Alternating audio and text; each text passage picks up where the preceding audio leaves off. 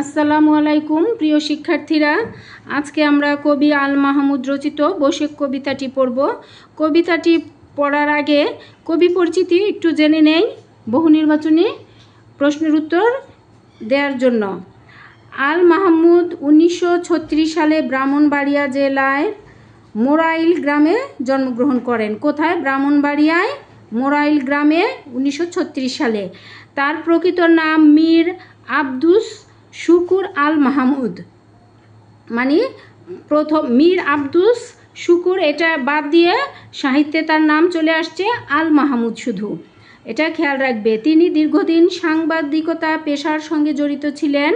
পরে তিনি বাংলাদেশ শিল্পকলা একাডেমিতে যোগদান করেন এবং পরিচালকের পদ থেকে অবসর গ্রহণ করেন। বলছে সাংবাদিকতা করার পরে শিল্পকলা একাডেমিতে সেখানে পরিচালকের পদ থেকে পরে তিনি অবসর গ্রহণ করেন।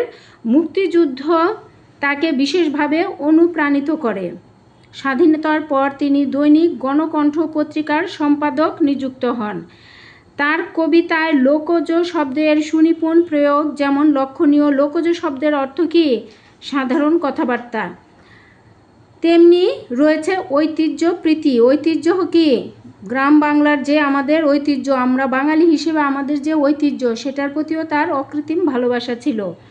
তার প্রকাশিত কাব্য লোকলোকান্তর, কালের কলস, সোনালী কাবিন, এগুলো তার উল্লেখযোগ্য কাব্যগ্রন্থ। কথা সাহিত্য হচ্ছে পান কৌড়ির রক্ত, পাখির কাছে ফুলের কাছে, তার শিশুতোষ কবিতার বই। এই শিশুতোষ কবিতার বই পাখির কাছে ফুলের কাছেই কিন্তু আমরা ওখান থেকে কিন্তু এই কবিতাটা সংকলন করা হয়েছে। কবি 2019 সালের 15 ফেব্রুয়ারি মৃত্যুবরণ করেন। এই যে আমরা এই বসেক কবিতাটি পড়ব, আসলে বসেক শব্দটা কি শব্দ? এটা হচ্ছে বছরের শুরুর 12 মাসের প্রথম মাস, এবং এই বৈশাখ হচ্ছে কি ঋতুর মধ্যে সবচেয়ে বেশি পরাক্রমশালী, তাণ্ডব বেশি এই ঋতুটার। এই ঋতুটার কেন তাণ্ডব বেশি বলতে পারো?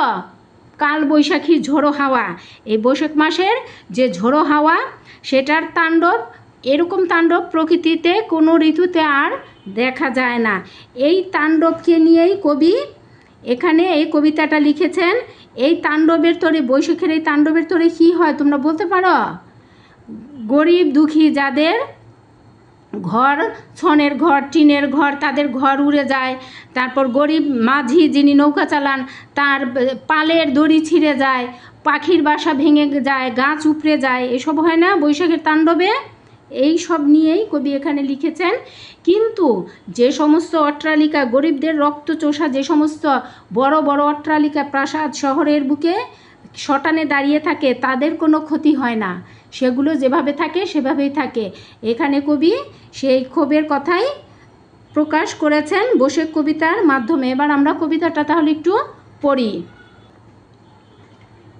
যে বাতাসে বুনো হাঁসের ঝাঁক ভেঙে যায়, জেটের পাখা দুমড়ে শেষে আছাড় মারে, নদীর পানি শূন্যে তুলে দেয় ছড়িয়ে, নুইয়ে দেয় টেলিগ্রাফের থামগুলোকে।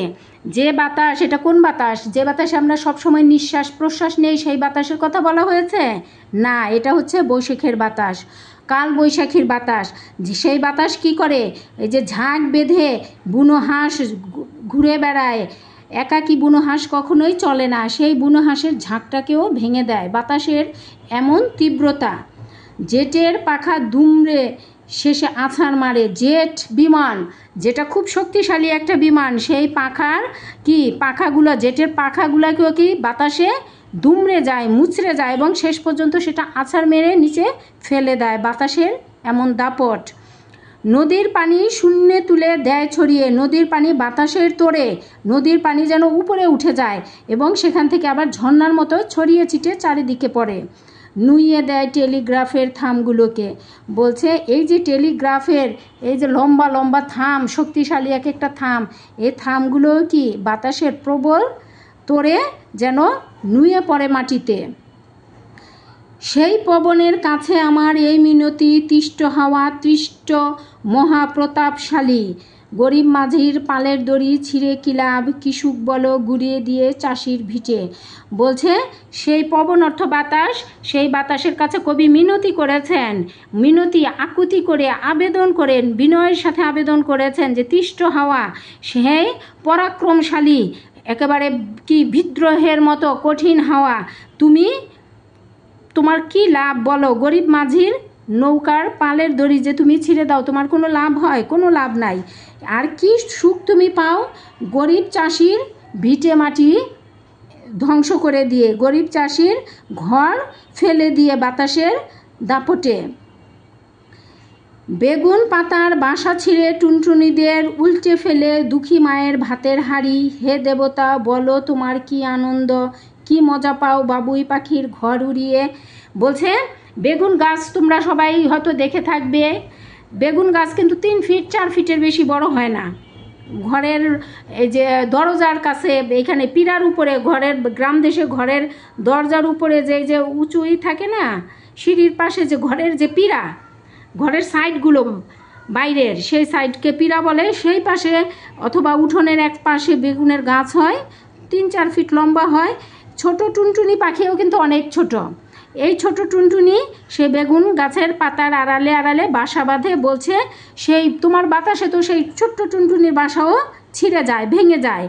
উল্টে ফেলো দুঃখী মায়ের ভাতের হাঁড়ি। দুঃখী মায়ের ভাতের হাঁড়ি, এটা একটা গুরুত্বপূর্ণ লাইন। দুঃখী মায়ের ভাতের হাঁড়ি কীভাবে উল্টাবে? কারণ ভাতের হাঁড়ি তো শূন্য, কারণ সে দুঃখী, তার ভাত রান্না করার মতো সামর্থ্য নাই দুঃখী মায়ের।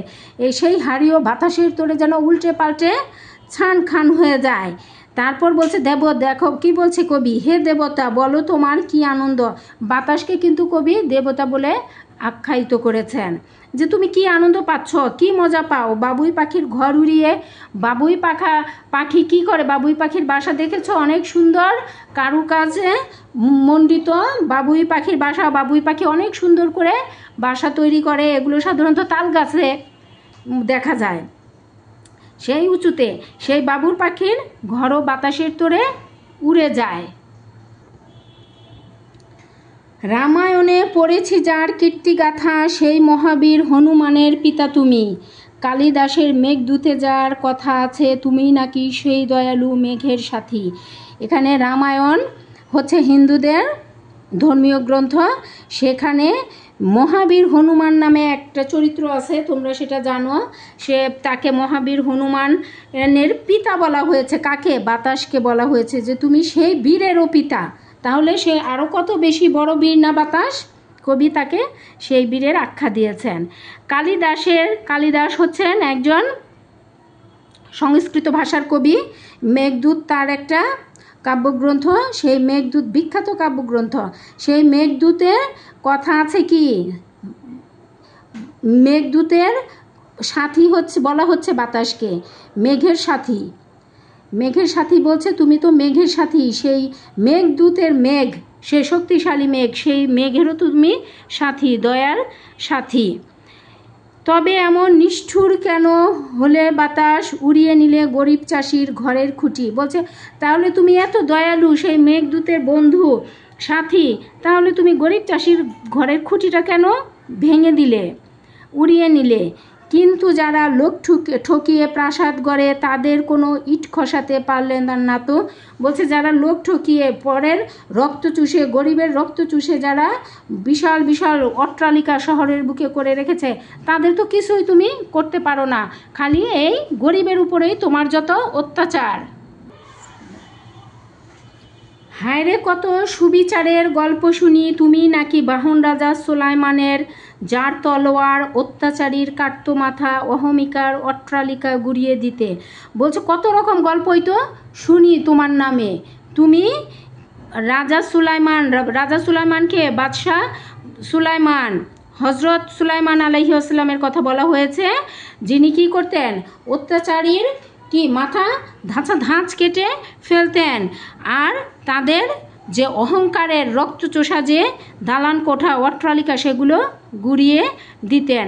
তাহলে তুমি তার মতো লোকের বাহন হয়ে তুমি তো গরিবের উপর অত্যাচার করছ। কবিদের এক মহান রাজা রবীন্দ্রনাথ তোমার কাছে দাঁড়িয়েছিলেন করজোড়ে, যা পুরনো শুষ্ক মরা অদরকারি কালবৈশাখের একটি ফুয়ে উড়িয়ে দিতে।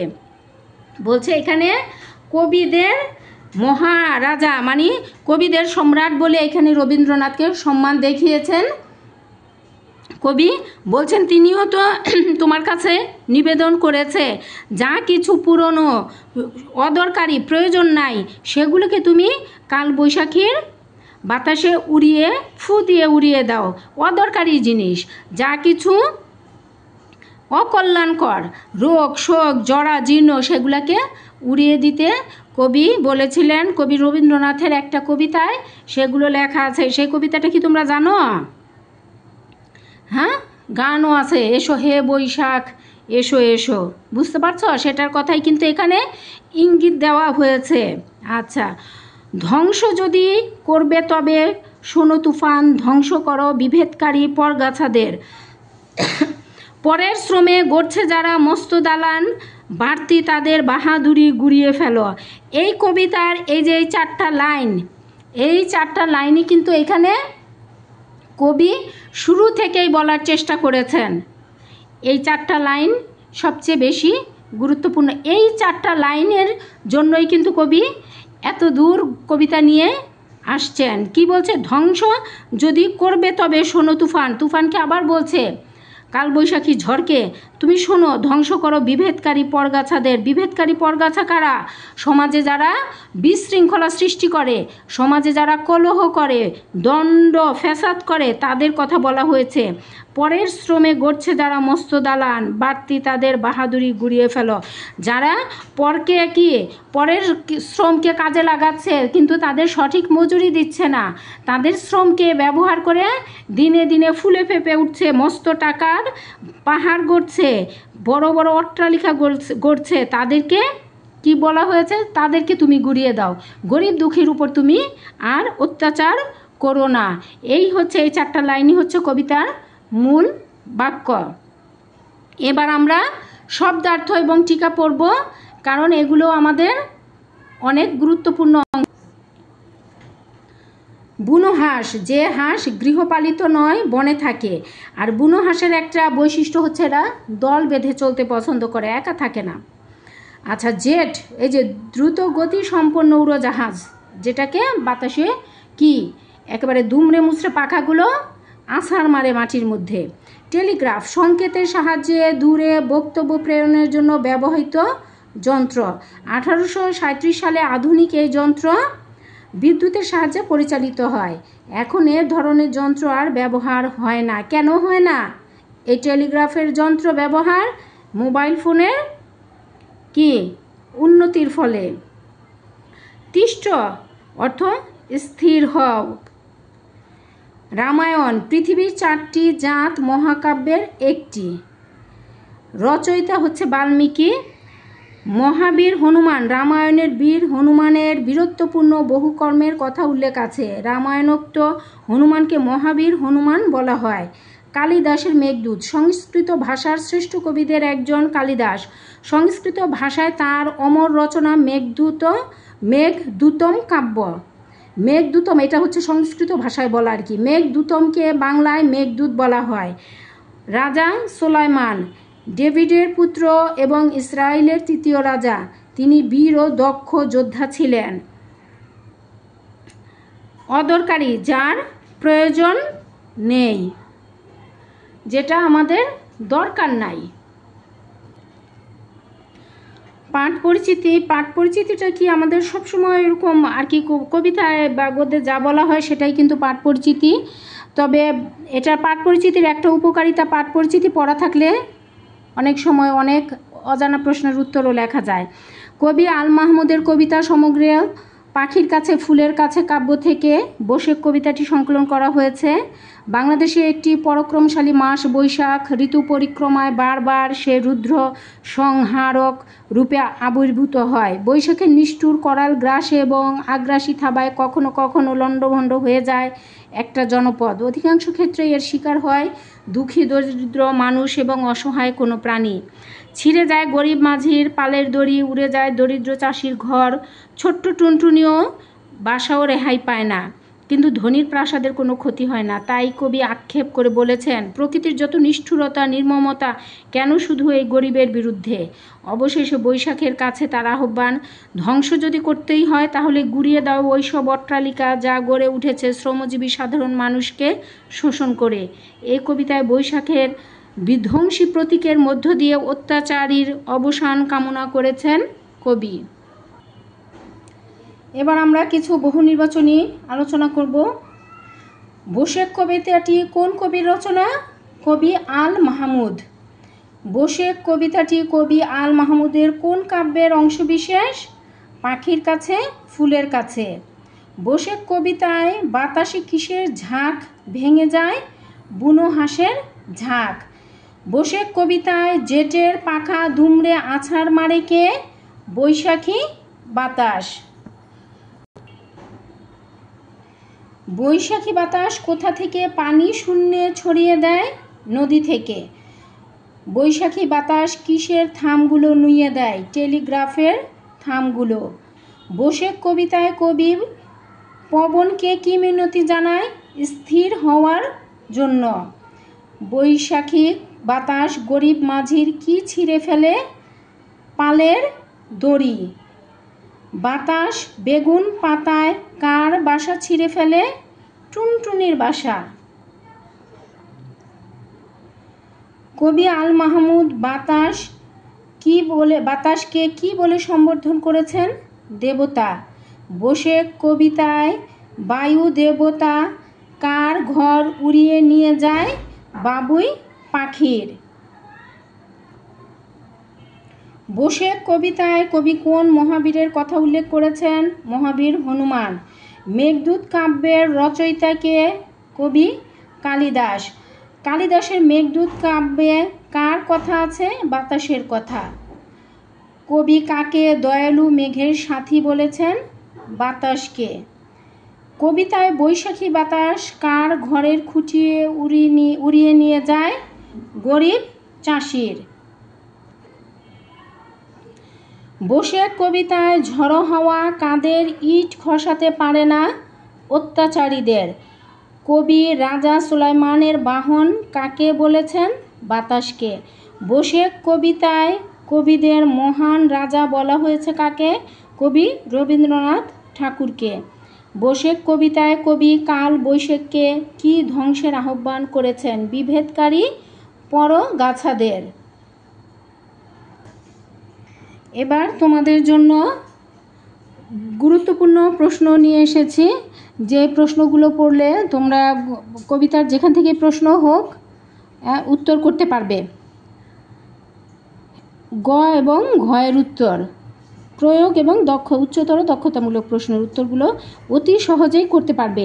যেহেতু এই কবিতাটা তোমাদের আগে ছিল না, পূর্বে সিলেবাসে ছিল না, এটা নতুন আসছে, কাজেই এই প্রশ্ন কিন্তু বোর্ড প্রশ্ন হিসেবে একবারও আসে নাই। এটা তোমাদের জন্য তোমরা প্রথম দিচ্ছ, কাজেই তোমাদেরই ভালো করে গুরুত্ব সহকারে এটা পড়ে যেতে হবে। বৈশাখের রুদ্র রূপ সংহার মূর্তি। বৈশাখের রুদ্র রূপ আমরা সবাই জানি, আমরা যারা কি বাঙালি। বৈশাখ আমাদের বছরের প্রথম মাস। এই মাসে কি হয়? এই মাসে খুব একেবারে প্রলয়ঙ্কর, একেবারে প্রলয়ঙ্করী মানে যুদ্ধ সাজে এই মাসটা কি করে? প্রকৃতিতে আঘাত হানে। এই আঘাতে কি একেবারে কখনো আকাশ কালো অন্ধকারে ছেয়ে যায়, কখনো বিদ্যুৎ চমকানোতে সারা পৃথিবী যেন আলোকিত হয়ে যায়। এর বহুরূপী মূর্তি রয়েছে, এর বহুরূপী আক্রমণের দিক রয়েছে। কখনো বা প্রচণ্ড বাতাসে লণ্ডভণ্ড করে ফেলে দিক বিদিক। এই বৈশাখের প্রচণ্ড বাতাসে যারা গরিব দুঃখী আছে, যাদের ছোট কুঁড়ের ঘর, যাদের কি বড় দালান কোঠা অট্টালিকা নাই, তাদেরই কিন্তু ক্ষতি সবচেয়ে বেশি হয়। তাদের কি হয়? ঘরের চাল উড়ে যায়, ঘরের খুঁটি ভেঙে পড়ে, ওই গরু বাছুরের ক্ষয়ক্ষতি হয়, ফসলের ক্ষতি হয়, এই সমস্ত হয়। আবার যে নদীতে নৌকা চালায় তারও দেখা যায় যে পালের দড়িটা ছিঁড়ে নৌকাটা অকেজো হয়ে পড়ে। এই রুদ্র সংহার মূর্তি আমাদের কি বৈশাখেই আমরা লক্ষ্য করি। আর কোনো ঋতুতে আর কোনো মাসে কিন্তু প্রকৃতি এমন রুদ্র সংহারে সাজে না, প্রকৃতি এমন রুদ্র আচরণ আমরা কোনো ঋতুতে দেখি না। কাজেই বৈশাখের রুদ্র সংহার তোমরা নিজেরা যতটা জানবে সেটা, এবং তোমাদের বইয়ের যে বৈশাখ কবিতা তার সাথে মিলিয়ে কিন্তু এটা উত্তর করতে হবে। বইয়ের সাথে আমরা ওই যে বললাম যে দুঃখী মায়ের হাঁড়ি উল্টে যায়, তারপর মাঝির নৌকার পালের দড়ি ছিঁড়ে যায়, ঘরের খুঁটি ভেঙে যায়, টেলিগ্রাফের থাম ভেঙে পড়ে, জেট বিমান যেটা একেবারে শক্তিশালী জেট বিমান সেটারও কি পাখা দুমড়ে মুচড়ে নিচে আছাড় খেয়ে পড়ে মাটিতে, নদীর পানি ফুলে ফেপে একেবারে উপরে উঠে যায়, আবার ঝর্ণার মতো চারিদিকে ছিটকে পড়ে। এগুলোও হচ্ছে বৈশাখের রুদ্র সংহার। কবিতাটা পড়বে, কবিতার সাথে আমরা যেভাবে পড়েছি ভেঙে ভেঙে, সেই সাথে তোমার নিজের বাস্তবতা মিলিয়ে লিখলেই অনেক সুন্দর উত্তর হবে। গরিব দুঃখী মানুষের উপর প্রকৃতির নিষ্ঠুরতার চিত্র। গরিব দুঃখী, এই যে বৈশাখের যে রুদ্র সংহার, এটাই কিন্তু প্রায় কাছাকাছি উত্তর। এটা গরিব দুঃখী মানুষের উপর প্রকৃতির নিষ্ঠুরতার চিত্র। কবি কবিতার মধ্যে সুন্দরভাবে বর্ণনা করেছেন যে গরিব দুঃখীদের উপর কিভাবে প্রকৃতি নিষ্ঠুর হয়ে ওঠে। এই কিছুক্ষণ আগে বললাম সেটা কি, ওই যে জেট বিমান কি করে ফেলে দেয়, সেটাও জেট বিমান যে আছড়ে পড়ে সেটাও কিন্তু গরিবের ঘর বাড়ির উপরই পড়ে, গাছগাছালির উপর, প্রাণীর উপর পড়ে। তারপর টেলিগ্রাফের থামগুলো উপরে পড়ে, সেটাও দেখা যায় যে গরিবের উপরেই পড়ে। তোমার ওই যে পালের দড়ি ছিঁড়ে যায়, তারপর ঘরের টিন উড়ে যায়, ঘরের খুঁটি ভেঙে যায়, ছোট ছোট ওই যে পাখি বাবুই পাখির বাসাগুলো উড়ে যায়, ভেঙে যায়। তারপর কি ছোট্ট টুনটুনি পাখির কথা বলা হয়েছে, বেগুন গাছে যে একেবারে বাসা বাঁধে তার সেই বাসাটাও পর্যন্ত ভেঙে যায়। এই যে এই নিষ্ঠুরতা, এগুলো সবই গরিব দুঃখীর সাথে হয়। বড় লোকের ধনী অট্টালিকায় কি এই ঝড় বৃষ্টি তুফান কোনো আঘাত আনতে পারে? কখনোই পারে না। এইরকম যুগে যুগে কালে কালে সব সময় কিন্তু আমরা দেখেছি গরিবেরা কি করে, আঘাত সহ্য করে, বুক পেতে আঘাত সহ্য করে, আর ধনীরা সেই আঘাতের ফয়দা লুফে নেয়। আচ্ছা, গরিবের উপর ধনিক শ্রেণীর শোষণ। এখানে আমরা কবিতার শেষের যে 4টা লাইন, গুরুত্বপূর্ণ 4টা লাইন আমি বলেছিলাম, সেই লাইন থেকে এখানে প্রশ্নটা হয়েছে যে গরিবের উপর ধনী শ্রেণীর শোষণ বলতে আমরা এখানে কি বুঝি। গরিব, তুমি একটা অট্টালিকা তৈরি বলো, একটা প্রাসাদ তৈরি বলো, একটা মিনার তৈরি বলো, একটা মসজিদ তৈরি বলো, একটা মন্দির তৈরি বলো, বা একটা সেতু কালভার্ট যাই তৈরির কথা বলো না কেন, ধনী লোকেরা কি সেখানে কি করে, কাজে হাতে হাত লাগায়? কখনোই না। এতে কাজ করে কি আমাদের সমাজের নিম্ন শ্রেণীর খেটে খাওয়া মানুষেরা, যাদেরকে আমরা কখনোই কদর করি না, কখনোই মর্যাদা দেই না, কিন্তু তাদের রক্তেই কিন্তু এই দালান কোঠা অট্টালিকা শহরে শোভা পায়। তাদের বিনিময় মূল্য যা আমরা দেই তাই অতি সামান্য, নগণ্য, কিন্তু তাদেরকে কিন্তু আমরা কখনো মূল্যায়ন করি না, কখনোই না। একটা বিরাট একটা 100 তলা একটা ভবন তৈরি হলো, সেই ভবনে কাজ করেছে কারা? শ্রমিক শ্রেণীর লোকজন। কিন্তু সেই ভবনটা যখন আমরা উদ্বোধন করি তখন আমরা কাকে আনি? মন্ত্রীকে আনি, মিনিস্টারকে আনি, পারলে বিদেশ থেকে লোক ধার করে আনি। কিন্তু সেই যে যার শ্রমে, যার রক্ত গাথা, এর মধ্যে কতজনের কত রক্ত দিতে হয়, কতজন পরে আহত হয়, কতজন পরে মারা যায়, সে কথা আমরা স্মরণও করি না। তাদের কি কখনো এনে আমরা এই অট্টালিকার উদ্বোধন করি? কখনোই না। কাজেই গরিবের উপর এই যে শোষণ, এই যে অত্যাচার করে যে আমরা টাকার পাহাড় গড়ি, তাদের যে ন্যায্য মূল্য থেকেও তাদের বঞ্চিত করি, তাদের ন্যায্য পাওনা থেকে আমরা তাদেরকে দূরে সরিয়ে রাখি, তারা যাতে সঠিকভাবে জীবন ধারণ করতে না পারে, সেদিকে কিন্তু আমাদেরই ধনী শ্রেণীরই কি শোষণ নিপীড়ন কাজ করে। এই গরিবের কথা কেউ কখনো মনে রাখে না, বরং কাজ শেষ হলে তাদের দূর দূর করে তাড়িয়ে দেয়। এই গরিবের উপর যে ধনিক শ্রেণীর একটা শোষণ, এটা সব সময় হয়। কবিতায়, বসিক কবিতায় কবি এই ধনিক শ্রেণীর এই যে শোষণ অত্যাচারের বিরুদ্ধে এখানে রাজা সুলাইমানকে কিন্তু স্মরণ করেছেন। কেন স্মরণ করেছেন? তিনি তার ন্যায় বিচারের জন্য। তিনি অসহায় লোকদের পাশে সবসময় থাকতেন, গরিব দুঃখীদের পাশে থাকতেন, অত্যাচারী অন্যায়ের করতেন, ধ্বংস করতেন। এই জন্য আচ্ছা, তোমরা সবটাই কিন্তু কবিতার সাথে মিলিয়ে লিখবে, তোমাদের বাস্তব চিন্তা চেতনা কবিতার সাথে মিলিয়ে লিখবে। তারপর অন্যায়, অসত্য, দুর্নীতির বিরুদ্ধে প্রতিবাদী চেতনার স্বরূপ। এই কবিতাটা তো অন্যায় এবং দুর্নীতির বিরুদ্ধে প্রতিবাদী চেতনার একটা উজ্জ্বল দৃষ্টান্ত। এখানে শেষের 4 লাইনে যে আমরা দেখেছি যে গরিব দুঃখীদের অত্যাচারে ধনীরাদের অত্যাচারে গরিব দুঃখীরা অতিষ্ঠ। তারা তাদের জীবনযাপন পর্যন্ত সঠিকভাবে সুন্দরভাবে করতে পারে না। কিভাবে পারে না? তারা ওই যে তাদের সব সময় ঠকায়, পয়সার দিকে ঠকায়, সময়ের দিকে ঠকায়, সম্মানের দিকে ঠকায়, সব দিক থেকেই তাদের দাবিয়ে রাখে, নিচু করে রাখে, কখনোই তাদের মাথা তুলে দাঁড়াতে দেয় না। এই অন্যায়, অসত্য, দুর্নীতির বিরুদ্ধে কবির বসিক কবিতা যেন এক প্রতিবাদী চেতনার প্রতীক হয়ে আমাদেরকে কি করে? সমাজের এই সকল অন্যায়, অসত্য, দুর্নীতির দিকে আঙুল তুলে দেখিয়ে দেয় যে সমাজে দুর্নীতি হচ্ছে, অন্যায় হচ্ছে। আচ্ছা দেখো, জনজীবনে বসিকের নেতিবাচক প্রভাব। আমাদের জনজীবনে বসিকের যে ইতিবাচক প্রভাব তো একটা আছেই, এখানে নেতিবাচক প্রভাবও আমাদের কাছে কি করে? সুন্দর হয়ে ধরা দেয়। এই যে আমরা এই যে 4টা প্রশ্ন এখানে আলোচনা করলাম, প্রথম 4টা, এই 4টার মধ্য থেকেই কিন্তু এই তোমার নেতিবাচক প্রভাবটা আমরা খুঁজে পাই। বৈশাখের সংহার রূপ কি? সংহার রূপ মানে তার তাণ্ডব। তারপর গরিব দুঃখীর উপর প্রকৃতির নিষ্ঠুরতা, সেটাও বৈশাখের তাণ্ডব। গরিবের উপর ধনিক শ্রেণীর শোষণ, সেটা এই যে বৈশাখকে কি বলে এটাকে?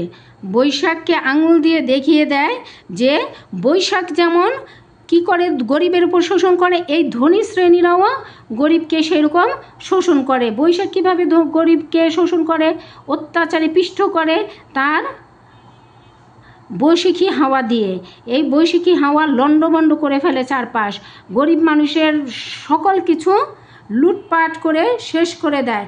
সেজন্য বলছে যে ধনিক শ্রেণীও ওই বৈশাখের মতোই গরিবকেই শোষণ করে। ধনীদের দিকে তাকানোর, ধনীদের শোষণ করার ক্ষমতা সে রাখে না। এই জন্য বলছে তুমি একবার কি করো, এই ধনী শ্রেণীকে শেষ করে দাও, একে বুঝিয়ে দাও যে তুমি যে দয়ালু মেঘের সাথী। তারপর বলছে যে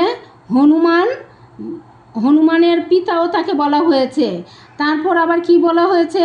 যে আমাদের কবিদের রাজা রবীন্দ্রনাথ ঠাকুর তো এক সময় তার কাছে করজোড়ে করে প্রার্থনা করেছিলেন যে তুমি এই যে শুষ্ক, অদরকারি, এই যে দুর্নীতিবাজ, খারাপ যা কিছু অসত্য, অসুন্দর, সেগুলোকে তুমি ধুয়ে মুছে সাফ করে দাও।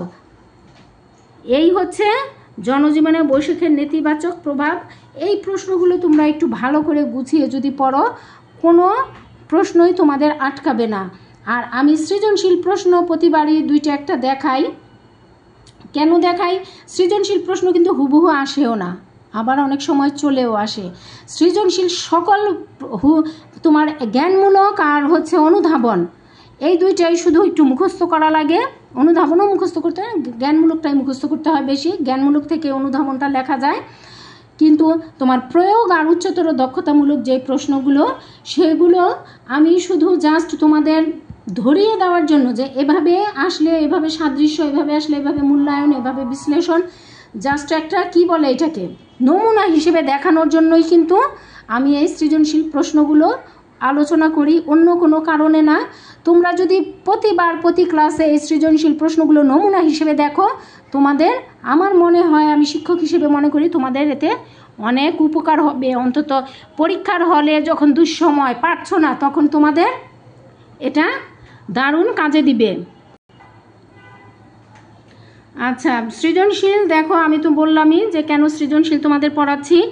একটা উদ্দীপক, শোন মা আমিনা, রেখে দে রে কাজ, তড়া করে মাঠে চল, এলো মেঘনায় জোয়ারের বেলা, এখনই নামিবে ঢল, নদীর কিনার ঘন ঘাসে ভরা, মাঠ থেকে গরু নিয়ে আয় তরা, করিস না দেরি, আসিয়া পড়িবে সহসা অথই জল, মাঠ থেকে গরু নিয়ে আয় তরা, মেঘনায় নামে ঢল। আচ্ছা, এটা একটা কবিতা, ইসের, এটা বন্যার সময়ের একটা কবিতা। বন্যার সময় ঢল নামে, আবার জোয়ার আর কি আসে, আবার সেটা ভাটায় পরিণত হয়, পানি আর কি সরে যায়, সেই সময়ের কথা বলা হয়েছে।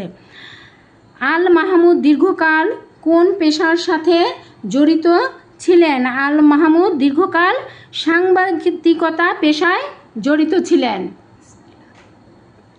খ, কেন এবং কোন ধরনের বাতাসে বুনো হাঁসের ঝাঁক ভেঙে যায়? এখানে কি বলছে, বৈশাখী ঝড়ে এবং ঝড়ের তাণ্ডবে বুনো হাঁসের ঝাঁক কিন্তু ভেঙে যায়। বৈশাখ মাসে প্রাকৃতিক দুর্যোগ হিসেবে কাল বৈশাখী ঝড় হয়। এই ঝড়ের ফলে অনেক ক্ষতি হয় সাধারণ মানুষের আর পশু পাখিদের। মানুষের যেমন ঘর ভেঙে যায়, তেমনি পাখিদেরও বাসা ভাঙে। এসব পাখির মধ্যে দল বেঁধে চলতে পছন্দ করে হচ্ছে বুনো হাঁস। এই বৈশাখী ঝড়ের তাণ্ডবে বুনো হাঁসের একটা ঝাঁক ভেঙে তারা আলাদা হয়ে যায়। আচ্ছা, তারপরে বলছে উদ্দীপকের সাথে বসে কবিতার মিল রয়েছে কিসে? উদ্দীপকে বলছে একটা বন্যার ঢলের কথা। আচ্ছা, প্রাকৃতিক দুর্যোগের কথা বলা হয়েছে উদ্দীপকে, এবং বসে কবিতায় প্রাকৃতিক দুর্যোগ বৈশাখী ঝড়ের বর্ণনা দেওয়া হয়েছে। বৈশাখী ঝড়ের ভয়াবহতা, মানুষ এবং পশু পাখি ক্ষতিগ্রস্ত হয়। গরিব মাঝের পালের দড়ি ছিঁড়ে যায়, কৃষকের ভিটে গুড়িয়ে যায়, পশু পাখির মধ্যে টুনটুনি বেগুন পাতায় বাসা বাঁধে, সেটাও ছিঁড়ে যায়, বুনো হাঁসের দল ভেঙে যায়, বাবুই পাখির ঘর উড়ে যায়।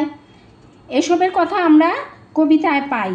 আর উদ্দীপকে ঢল নামার কথা বলা হয়েছে, মানে জোয়ার চলে আসবে। জোয়ার যখন চলে যায় তখন কিন্তু জায়গার পানি সরে যায়, আর জোয়ার যখন আসে আবার ওই জায়গায় পানি ভরে যায়। এখানে জোয়ারের পানিতে সৃষ্ট ঢলে গরু ভেসে যাতে না যায়, সেজন্য একজন মা বা একজন বাবা যেই হোক, সে বলছে যে তাড়াতাড়ি মাঠ থেকে গরু নিয়ে আয়।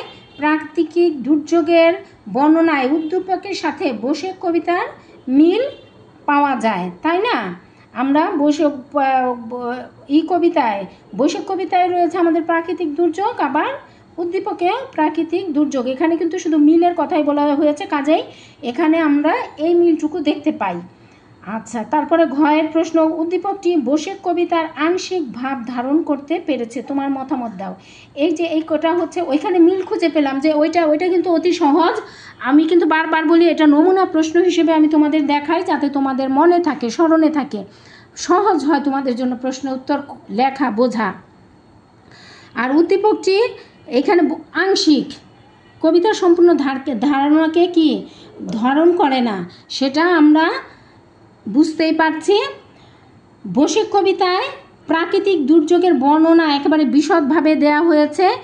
তারপরে আবার কি হয়েছে, ধনীদের যে কোনো ক্ষয়ক্ষতি হয় না, সেটাও কিন্তু আলোচনায় উঠে এসেছে।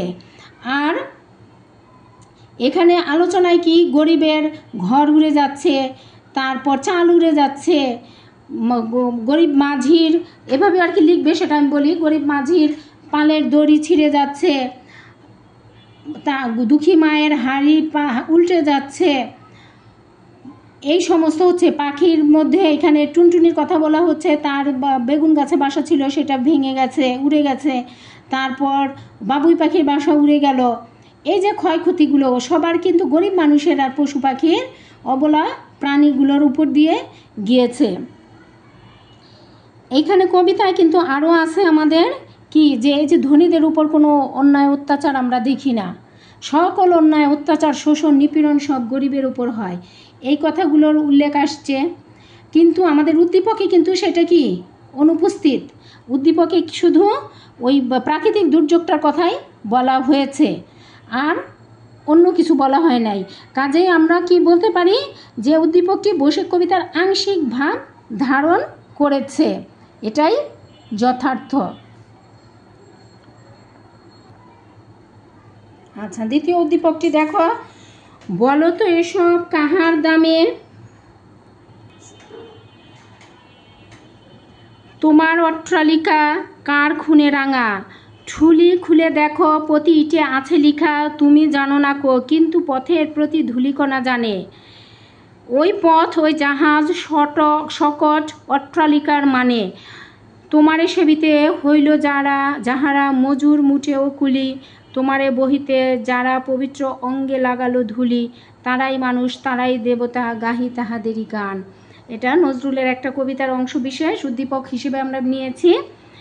এবার এই উদ্দীপকের আলোকে দেখি কি কি প্রশ্ন আমরা কিভাবে উত্তর করতে পারি। আচ্ছা, কয়ের প্রশ্ন দেখো, কালিদাস কোন ভাষার কবি? কালিদাস হচ্ছে সংস্কৃত ভাষার কবি, যারা লোক ঠকিয়ে প্রাসাদ গড়ে। কবি তাদের সম্পর্কে কি বলেছেন? কবি তাদের ধ্বংস চেয়েছেন। বৈশাখ কবিতায় কবি বৈশাখী ঝড়কে তিরস্কার করেছেন শুধু অসহায়দের উপর নির্দয় হওয়ার জন্য। একই সাথে তিনি ধনিক শ্রেণীর ধ্বংস কামনা করেছেন প্রচণ্ড ঝড়ের কাছে। লোক ঠকানো এই শ্রেণীটিকে কবি নিশ্চিহ্ন করে দিতে বলেছেন বিভেদগাছি পরগাছা হওয়ার কারণে। আচ্ছা, উদ্দীপকে কবি যে হৃদয়হীন মানুষের উদ্দেশ্য করে কথা বলেছেন তা বৈশাখ কবিতায় কাদের প্রতিনিধি? এখানে উদ্দীপকে কবি যে হৃদয়হীন মানুষের উদ্দেশ্য করে কথা বলেছেন তারা বৈশাখ কবিতায় শোষক শ্রেণীর প্রতিনিধি। শোষক শ্রেণীর প্রতিনিধি যারা শোষণ করে সব সময়। বৈশাখ কবিতায় কবি সমাজের দুই শ্রেণীর মানুষের কথা বলেছেন, একটা হচ্ছে ধনী শ্রেণী আর একটা হচ্ছে কি শ্রমজীবী শ্রেণী। এখানে সাধারণ মানুষকে শোষণ করে শ্রমজীবী মানুষের শ্রমে গড়ে তোলে মস্ত দালান এবং কারি কারি টাকা, আর তারাই সমাজে কি করে, তারাই সমাজে বাহাদুরি দেখায়। আর উদ্দীপকের কবিতায় কবি এমন মানুষের কথা তুলে ধরেছেন যারা চোখে ঠুলি পড়ে থাকে, শ্রমজীবীদের অবদানকে অস্বীকার করে, শ্রমজীবীদের কাছ থেকে সকল রকম সুযোগ সুবিধা নিয়ে তারা অনেক কি ফুলে ফেপে ওঠে, কিন্তু শ্রমজীবীদের অবহেলার চোখে দেখে। এই সকল সুবিধাবাদী হৃদয়হীন মানুষদের বৈশিষ্ট্য বৈশাখ কবিতায় প্রকাশ পেয়েছে, যারা শ্রমজীবীদের শোষণ করে বাহাদুরি দেখায়। তাই বলা হয়েছে উদ্দীপকের যে হৃদয়হীন মানুষের উদ্দেশ্য করে কথা বলেছেন তারা আলোচ্য কবিতার শোষক শ্রেণীর প্রতিনিধি। আচ্ছা, ঘয়ে উদ্দীপকে কবি যাদের জয়গান গেয়েছেন বৈশাখ কবিতায় কবি তাদের দুর্দশার কথাই তুলে ধরেছেন। মন্তব্যটি বিশ্লেষণ করো। উদ্দীপকে ওইখানে কাদের জয়গান গাওয়া হয়েছে? উদ্দীপকে জয়গান গাওয়া হয়েছে যারা কি শ্রমজীবী মানুষ তাদের। এখানে বলছে কবিও যেন তাদেরই জয়গান করেছেন, দুর্দশার কথা বলেছেন। আচ্ছা, তাহলে আমরা দেখো কিভাবে প্রশ্নটা সাজাতে পারি। উদ্দীপকে কবি সমাজের শ্রমজীবী সাধারণ মানুষের জয়গান করেছেন আর কবি তাদের দুর্দশার কথাই তুলে ধরেছেন। বৈশাখ কবিতায় কবি বাতাসের রুদ্ররূপ, এই রুদ্ররূপকে নিষ্ঠুর গ্রাসে লণ্ডভণ্ড হয় কি জনপদ জনজীবন, সাধারণ মানুষ ক্ষতিগ্রস্ত হয়, তাদের ঘরবাড়ি ভেঙে যায়, পালের দড়ি ছিঁড়ে যায়, চাষির ঘর খুঁটি গুড়িয়ে পড়ে, উল্টে যায় দুঃখিনী মায়ের ভাতের হাঁড়ি। এইসব সাধারণ শ্রমজীবী মানুষের দুঃখ দুর্দশার কথা বৈশাখী ঝড়ের তাণ্ডবে। আর উদ্দীপকের কবিতায় সমাজের শ্রমজীবী সাধারণ মানুষের জয়গান গেয়েছেন কবি। কবির মতে তাদের রক্তে শ্রমে গড়ে ওঠে অট্টালিকা, তাদের শ্রমে চলে জাহাজ গাড়ি, তারা সেবা যত্ন করে বলেই ধনী শ্রেণী সুখে থাকে। কবির কাছে তারা দেবতা সমান, তাই কবি তাদের কি জয়গান গেয়েছেন। বসে কবিতায় কবি সমাজের অসহায় দরিদ্র শ্রমজীবী মানুষের অসহায়ত্ব দুর্দশার কথা তুলে ধরেছেন। দুর্যোগের শিকার হয়ে তারা কতটা দুর্দশায় পড়ে সে কথা তুলে ধরেছেন। এই মানুষের জয়গান গেয়েছেন আবার উদ্দীপকের কবি, তিনি তাদের অবদানের কথা উল্লেখ করেছেন উদ্দীপকে। তাই বলা যায় যে উদ্দীপকের কবি যাদের জয়গান গেয়েছেন, বসিক কবিতায় কবি তাদেরই দুর্দশার কথা তুলে ধরেছেন। মন্তব্যটি যথার্থই কি যথার্থ হয়েছে। আচ্ছা, অনেক বুঝিয়ে বুঝিয়ে আমি পড়াই, অনেক ভেঙে ভেঙে তোমাদের বাস্তব জগতের সাথে পরিচয় করিয়ে দিয়ে আমি তোমাদের পড়া বুঝাই, যার কারণে আমার ভিডিওগুলো বড় হয়ে যায়।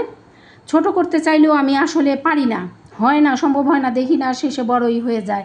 তোমরা যদি ভালোভাবে ক্লাসগুলো দেখো এবং পড়ো, পরীক্ষার সময় সবাই অবশ্যই অবশ্যই ভালো একটা পরীক্ষা দিবে এবং ভালো ফলাফল করবে, আমি এই আশা রাখি, আল্লাহর কাছেও দোয়া করি।